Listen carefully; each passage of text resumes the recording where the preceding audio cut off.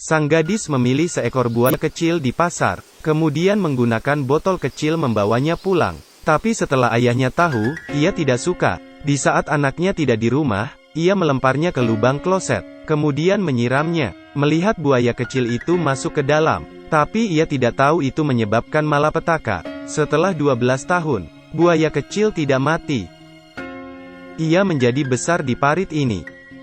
Ternyata pemilik toko hewan demi mendapatkan uang, ia diam-diam mencuri anjing di kota kecil, kemudian menjualnya ke peneliti. Tetapi objek perusahaan ini harus anjing kecil. Ia pun secara brutal membunuh anjing itu, kemudian membuang bangkainya ke selokan. Tapi kali ini ia ceroboh. Ia tidak sengaja menjatuhkan anjing ke tangga. Ia tidak sengaja menjatuhkan anjing ke tangga, agar orang tidak mengetahui tindakannya. Ia harus turun ke dalam parit. Tapi saat itu ia menemukan, pipa kehilir telah ditutup oleh puing-puing. Jika tidak membukanya, maka bangkainya akan terus di sana. Ia pun menggunakan tangannya untuk memindahkannya. Saat ia memindahkannya, tiba-tiba ada hawa dingin dari belakang. Ia pun menghilang dari tempat itu. Keesokannya kakinya yang patah mengapung.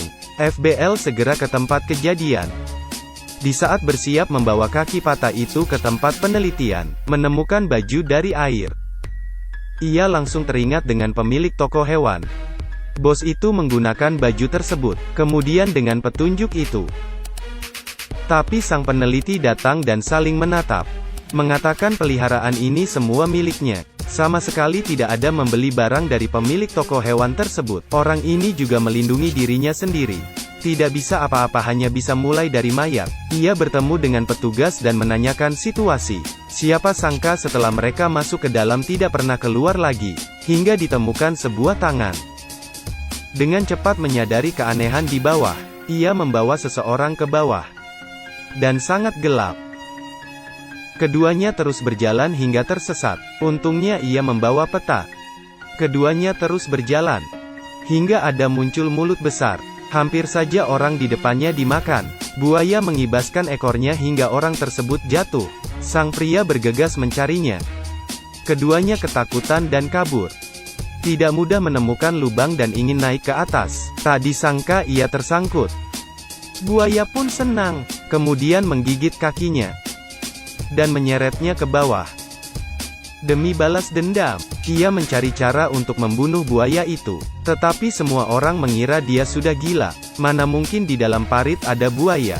Dengan cepat berita itu sampai di reporter. Kemudian segera datang ke parit, ingin menjadi orang pertama yang menyebarkan berita tersebut. Meski tidak ada buaya, puing-puing di selokan sudah cukup untuk membuat berita besar. Ia berbalik dan menemukan nomor plat kecil. Dan tidak apa-apa, ia meletakkan nomor plat itu dengan benar dan memfotonya. Makhluk di dalam kegelapan bergerak. Perlahan-lahan mendekat reporter tersebut. Di saat ia merasakan sesuatu yang tidak beres sudah terlambat. Ia pun menjadi santapan si buaya. Keesokannya FBI menemukan kamera reporter. Dari foto memutuskan, buaya itulah yang membunuhnya. Dengan cepat foto itu tersebar, bahkan menyuruh semua orang untuk menjauhi selokan.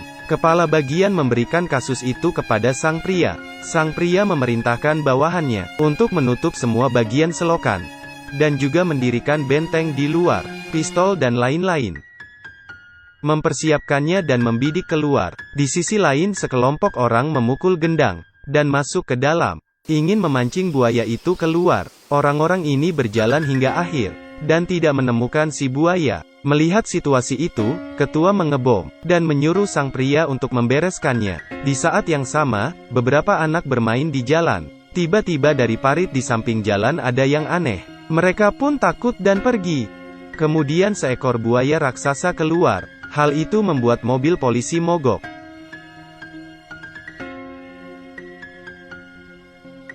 Sehingga mereka terjebak di dalam. Buaya memandangi mereka, perlahan-lahan mendekat. Melihat orang itu ingin lari, ia langsung menggigit kakinya dan menariknya ke dalam lubang. Orang tersebut menahan dirinya dengan memegang pintu. Tapi buaya menggigit kakinya hingga putus. Anak kecil di dalam rumah melihatnya, dan langsung berteriak.